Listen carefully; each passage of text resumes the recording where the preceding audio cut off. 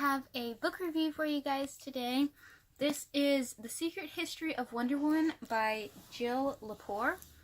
I gave this 4 stars on Goodreads, and there might be spoilers if a nonfiction book can be spoilery, so you've been warned.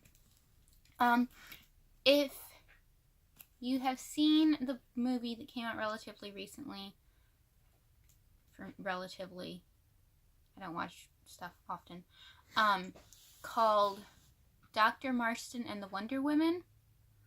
After reading this, I'm thinking that's more based on a true story kind of thing than the actual thing, because it had some parts that were very different from this. But if you've watched that and you wanted a book to give you more information, I would recommend this. Now, I will say this had a lot more background and something else that started with a B. What was my other thing I said? And something than I was expecting, but it was still really good. It's split into 3 chunks, and it talks about Marston's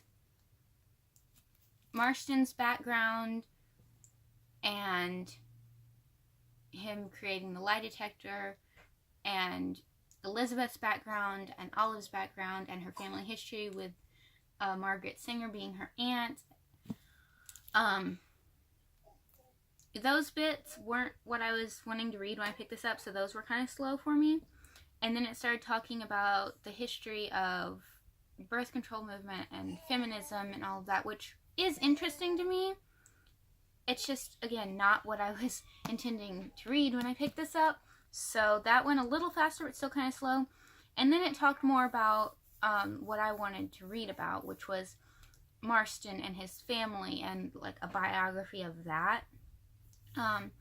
If you haven't seen the movie and you aren't aware, because it's not something that seems to be like a common knowledge thing, the guy who created Wonder Woman, William Moulton Marston, was polyamorous. Even though it wasn't called that then, that's what you would call it now. And his legal wife was Elizabeth Holloway, and then